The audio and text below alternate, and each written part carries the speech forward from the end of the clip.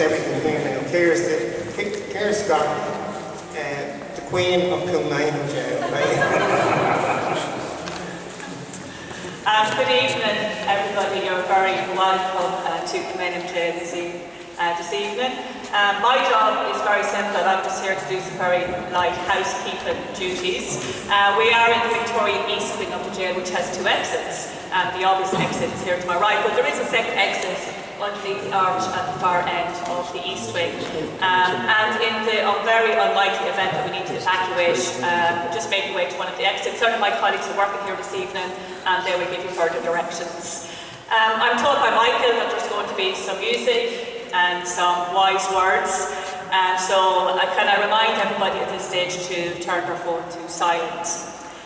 So what is left for me to do now is to introduce Michael O'Flanagan from the Kilmainham and Inchicore Heritage Group. Enjoy your evening this evening. Thank you.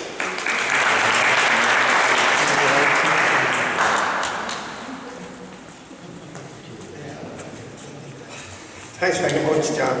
A big thank you to John Lee before I even start, because I can't function without John. He does everything, he does application, he moves stuff for me and everything. So John Lee, he does work for Celtus Coltory Airden. He does the sound for them, not only in Ireland but around the world. Thanks very much, John.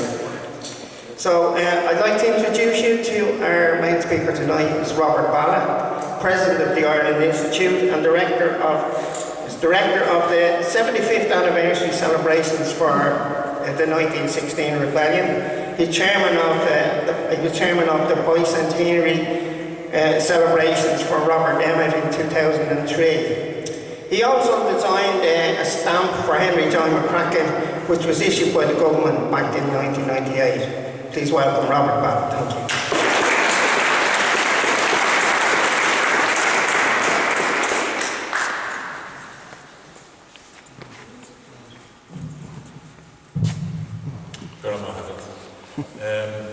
Welcome, everybody. It's a very significant day today, actually. It's the 250th anniversary of the birth of Henry Joy MCracken. And knowing Michael O'Flanagan, our event tonight is not a coincidence. I would say this is carefully planned, that this occasion would coincide with the birth of Henry Joy MCracken. Well done, Michael. Thank you. I think that period in Irish history is a fascinating period to study. Henry Joy MCracken was just one of many extraordinary Irish patriots. We're familiar with all the names, Wolfe Tobin, etc. One of the things I think that's interesting and frustrating about Henry Joy MCracken is that, unlike some of the others, he hasn't left behind much writing or material about his activities. So to learn about him, one has to study other people's writing and other descriptions of his activities. And one of the things I discovered in reading, amongst other things, Michael's excellent book on Henry Joy MCracken, is how active he was in those years leading up to the revolt by the United Irishmen in 1798.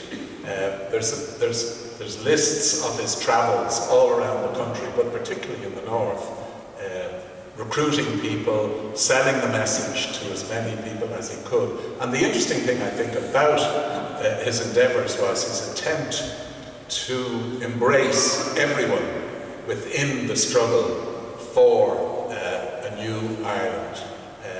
He almost, I think, practically succeeded in getting the Defenders and the People Day boys to come together to join the United Irishmen.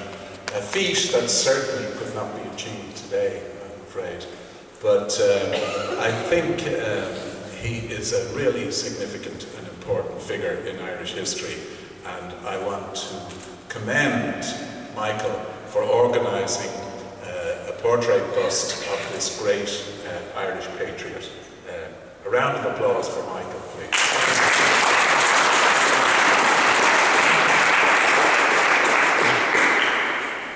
haven't been told what I'm supposed to do here. Am I to do this later or now? No, we do it now. Robert, please, yeah, when you're ready. Do it now? Yeah, we do it now, yeah. I'm really looking forward to this myself. I'll tell you why.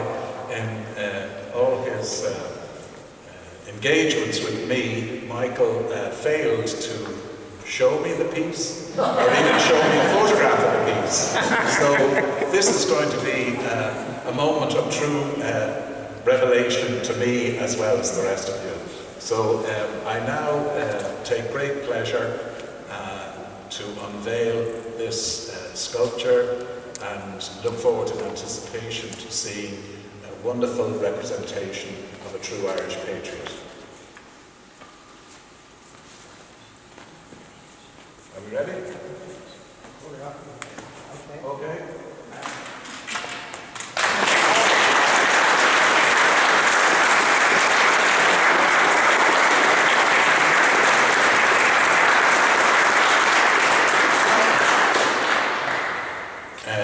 I'm delighted to see it. I think it's a fine piece. Just to, Michael will give you the information about the artist, etc. in a minute.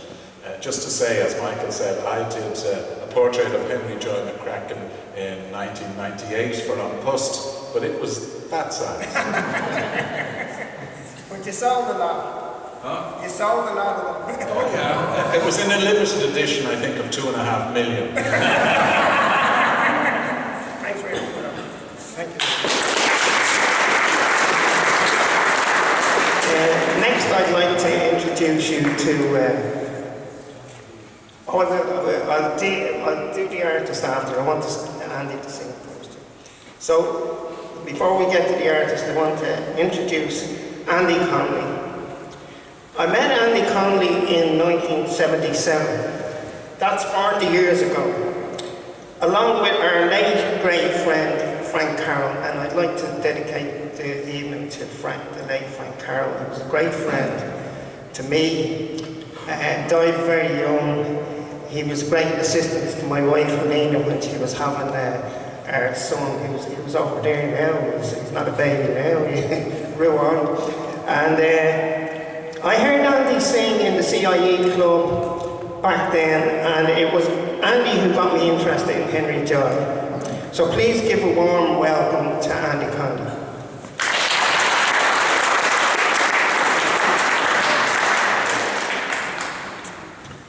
Thanks, Mick. He didn't finish the full story, but I left stuff out. when Mick asked me to come along tonight, actually, I was in the middle of an All-Ireland flag show below in Ennis. And to tell you the truth, I didn't give this much thought, but if I had known that there was going to be so many distinguished singers and musicians present, I definitely have probably said no to Mick about this song, but he reminded me. He said, you sang the song the night I launched my book. He didn't, I think that was Taylor's Hall, Mick, wasn't it? That's 20 years ago, yeah. So I possibly wouldn't have sang the song 3 times since then, but however, I'll do my best tonight. It's Henry Joy MCracken. Oh, an Ulsterman, I am proud to be, from the Antrim clan I come. Although I've laboured by the sea, I followed fife and drum. I've seen, make it start again, Marshall. Yeah, not right, yeah. Oh, an Ulsterman, I am proud to be, from the Antrim clan I come. Although I've laboured by the sea, I followed fife and drum. I've seen the martial tramp of men, I've seen them fight and die. Ah, 'tis well do I remember when I followed Henry Joy. I pulled my boats in from the sea, I hid my sails away. I hung my nets upon a tree, I scanned the moonlit bay. Oh, the boys were out and the red coats too. I kissed my wife farewell, and there beneath the greenwood glade I followed Henry Joy. Ah, lads, for Ireland's cause we fought, for home and sire we bled. Though our numbers were few, and our hearts be true, and 5 to 1 lay dead. And many's the lass mourned her lad, and mother mourned her boy. Ah, for youth was strong in the gallant throng that followed Henry Joy. Oh, in Belfast town they built a tree, the redcoats mustered there. I saw him come as the roll of the drum beat out on the barrack square. He kissed his sister, went aloft, and waved a last goodbye. Ah, lads, he died. I turned and I cried, they have murdered Henry Joy. Should have went, come on.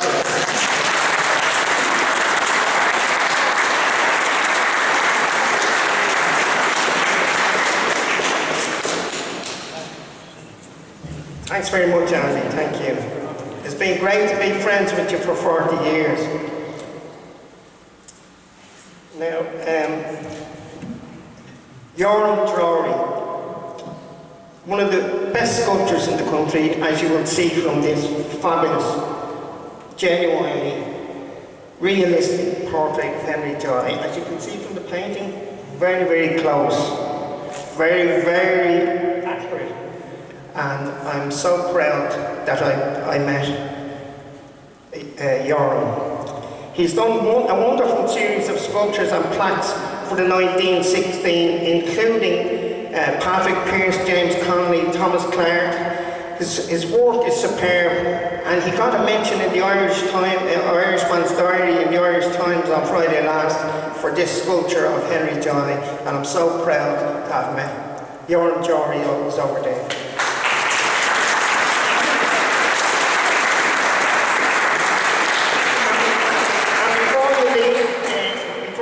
You can see some of his other work here, particularly he has the 7 signatories and the proclamation all done on one large plaque. So please have a good look at that before you leave.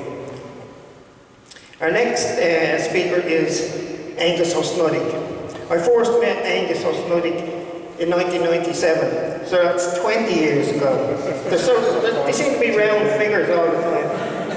So you think much younger man, probably? Much younger man. Well, I had more hair, and his hair was black at the time. A lot has changed.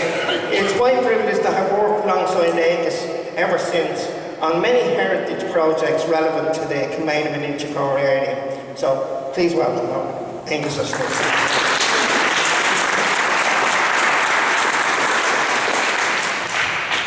Michael asked me to say a few words, but he gave me very strict instructions, and it had to be to do with the centenary, the bicentenary events of 1798. But I'm not going to give you a history of the 98 Rising. It's basically Michael's role and others in this room, what we did at the time. And he was asking me, and at the time I was clearing out my father-in-law's books and sorting them out and that.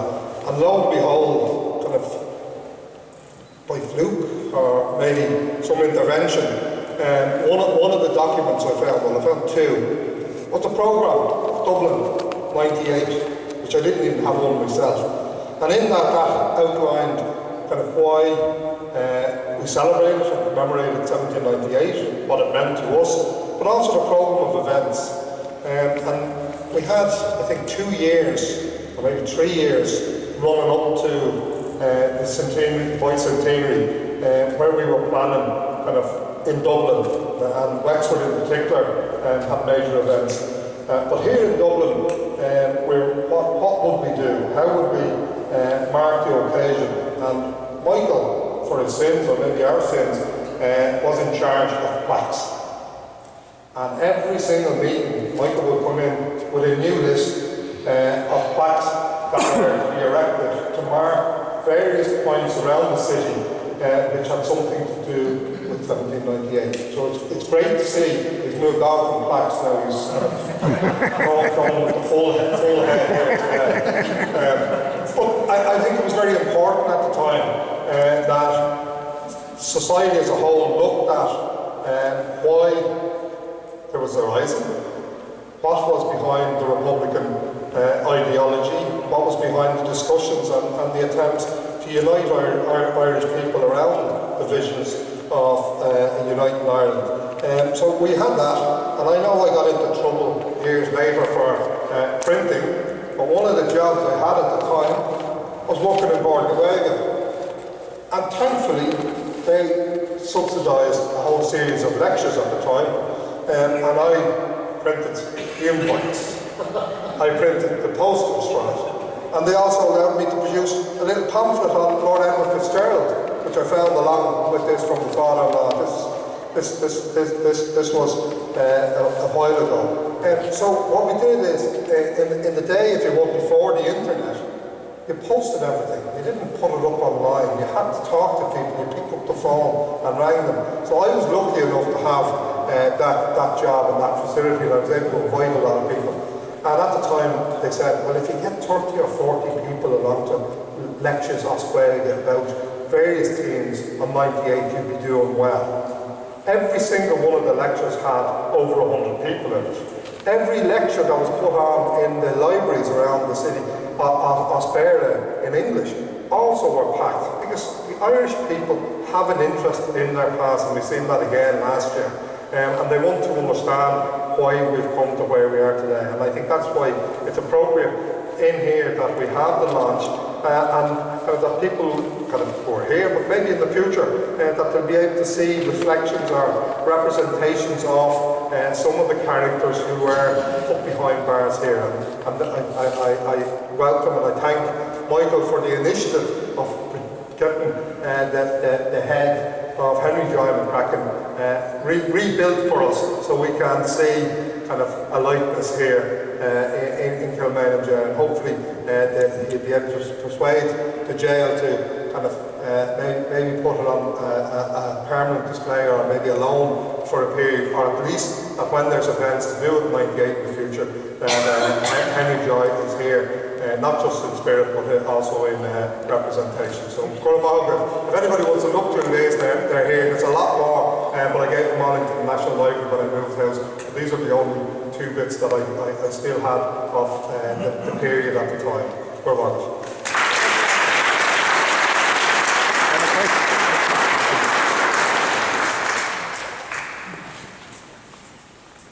Excuse me for going backwards and forwards, just make sure that I'm in focus. I like to be in focus. I'm going to make an attempt at singing a song myself now. I'm not a very good singer, but I'll do my best. I dreamed I saw Joe Hill last night, alive as you and me. Says I, but Joe, you're 10 years dead. I never died, said he. I never died, said he. The copper bosses shot you, Joe. They filled you full of lead. Takes more than guns to kill a man, said Joe, and I ain't dead. Said Joe, and I ain't dead. Let's see where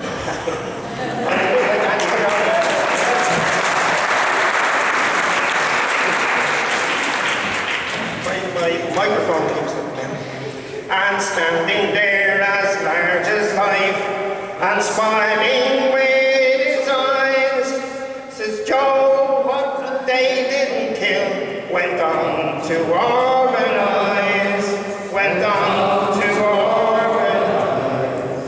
From San Diego to Maine, in every mine and mill, where working men go out on strike, 'tis there you'll find Joe Hill, 'tis there you'll find Joe Hill. I dreamed I saw Joe Hill last night, alive as you and me. Says I, but Joe, you're 10 years dead. I never died, said he. I never died, said he. Thank you.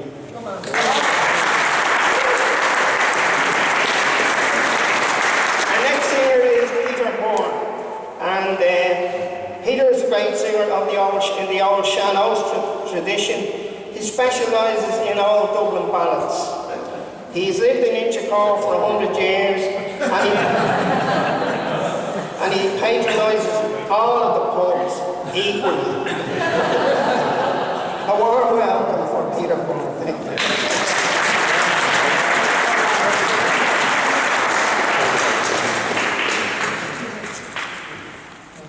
Thanks very much, Mick, for all of that. My God, I'm definitely by your point there.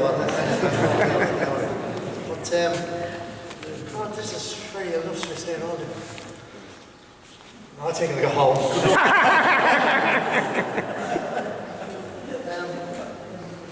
Just try this. I think probably everyone knows this. Anyway, we'll give it a go. You probably know this one yourselves. The water is wide, and I can't swim home. Neither have I wings to fly. Give me a boat that can carry two, and both shall row, my love and I. There is a ship, and she sails to sea. It's loaded deep, as deep can be, but not so deep as the love I'm in. I know not how I sink or swim. I lean my back against an oak. It seemed to me a trusty tree. First it bends, and then it broke, and that's the way love treated me. For love is handsome, and love is kind, and love's a treasure when first it's new. But love grows old and groweth cold and fades away like morning dew, and fades away like morning dew.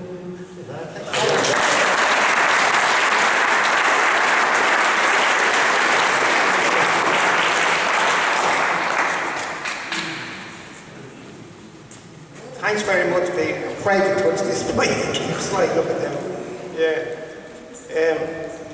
Yeah, I will. I'll buy a point after. Go for it. Now, our final guest tonight is one Bruce Shields. So, if I met Angus 20 years ago, and I met Andy 40 years ago, I met Bruce 50 years ago.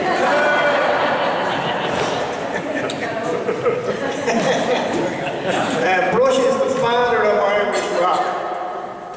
And by God, we've had some rock and roll over the years together, isn't that right? Over the years, alongside Philip Lyon and Gary Moore.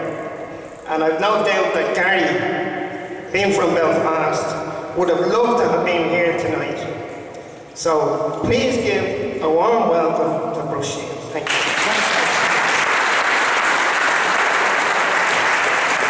It's 50 years ago exactly, Mick and myself, September.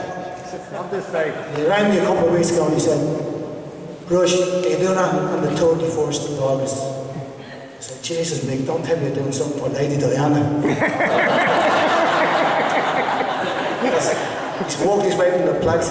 You never know. I'm telling you, I wouldn't put it past him. Maybe next year, Mick, Lady Diana. Lady Diana. I said, Mick, what do you want me to sing? Like, you know. He says, would you sing the Dying Rebel? Yeah. I know, I sang there all my life. You know, anybody into that? Yeah. No. Do I need a guitar here? It's up to yourself there. I might just lean on it. Yeah. My only son was shot fighting for the rebels' bow. He died for Ireland and Ireland only, to have the shamrock green white and gold. The night was dark and the battle over. The moon shone down O'Connell Street. I stood alone where brave men perished. Those men have gone, the God to me. The first I met was a grey-haired woman, searching for her only son.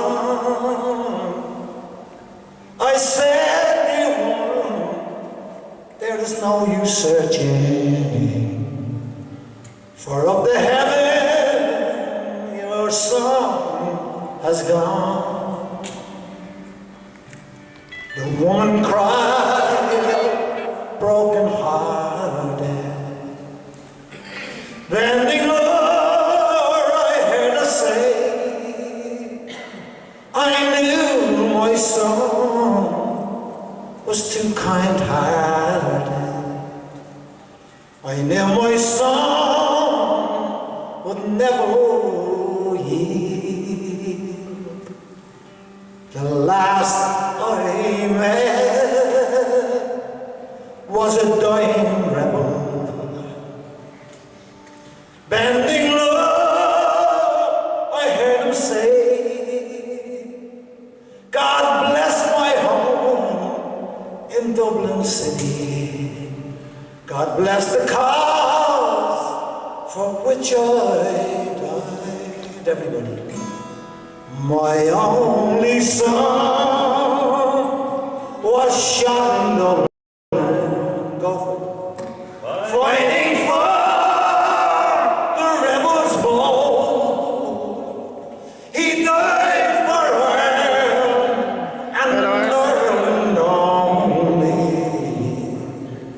The hat, the shamrock, green, white, and gold.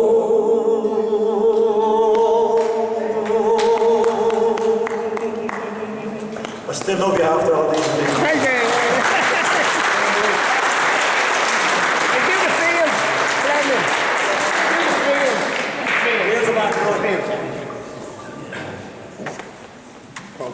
I was just talking, I was up in West Belfast there a couple of weeks ago, talking to a couple of pals of mine, Jimmy Teapot and Tony Carlisle, and we were talking about 30 years ago the West Belfast Phelan bubble started. And Robert here does an unbelievable poster. That was the first thing I said before you on about the Phelan. They showed me this poster. I said, I'll have to do that gig. And it was the first one they ever done, 1988. And I'm up there talking about it. Cheers. Unbelievable. One of the, you know, there's really nothing like it. So I'm out on the road for BBC 2 Northern Ireland, and they want me to stand out on the Falls Road, the traffic coming down, and sing the Fields of Athenry. I said, I'm your man. So they were showing this very shortly, plus the conversation with myself, Tony Carmel, and Jimmy Deepa about the great days of Fair on Public, which is still a great festival.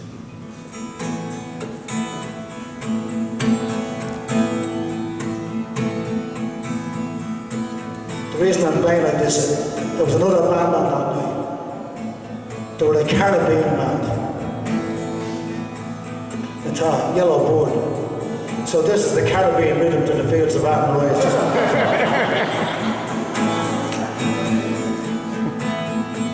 After I thought that they were called the Century Steel Band, like you probably met them all in the jail.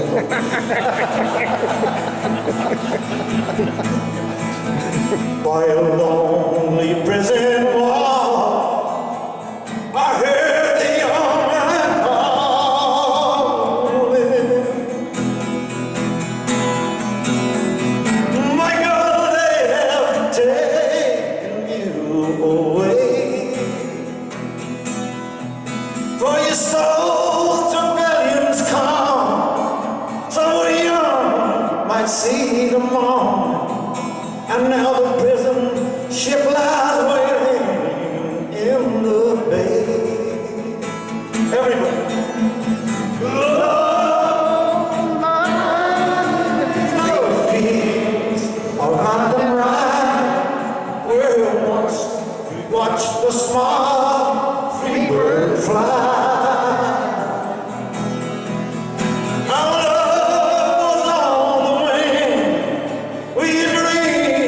Songs to sing, it's so lonely round the fields of Athenry. By a lonely prison wall, I heard a young man calling.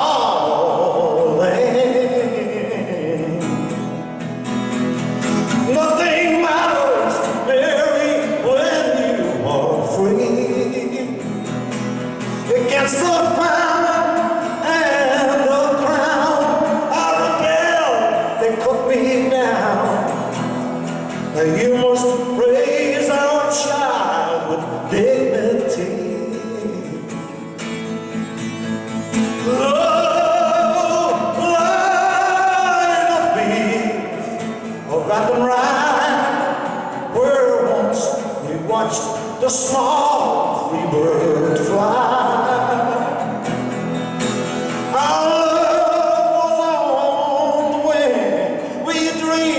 Songs to sing, it's so lonely round the fields of Athenry. By a lonely harbor wall, she was the last star falling. The prison ship sailed out against the sky. She must live and hope and pray for a love in Botany Bay. It's so lonely round the fields of Athenry. Love, the fields of Athenry, where once we watched the small free bird fly. Our love was on the wing, we had dreams and songs to sing. It's so lonely round the fields at the night. It's so lonely round the fields of Athenry.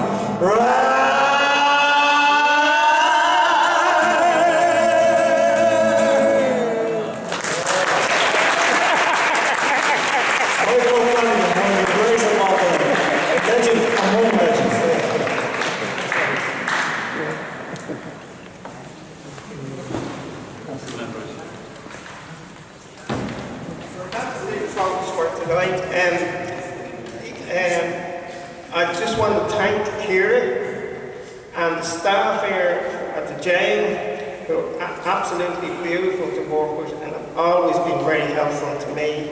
They're absolutely superb. Superb to have such nice people.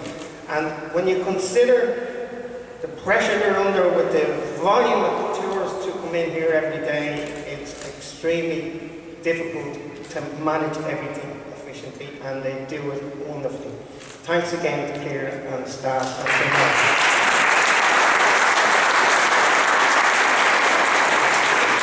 So I'm going to, we've about 5 or 10 minutes before we have to get out, anybody who wants to get photographs beside the sculpture. And once again, thanks to Yoram for doing such a wonderful job with the sculpture. Thank you.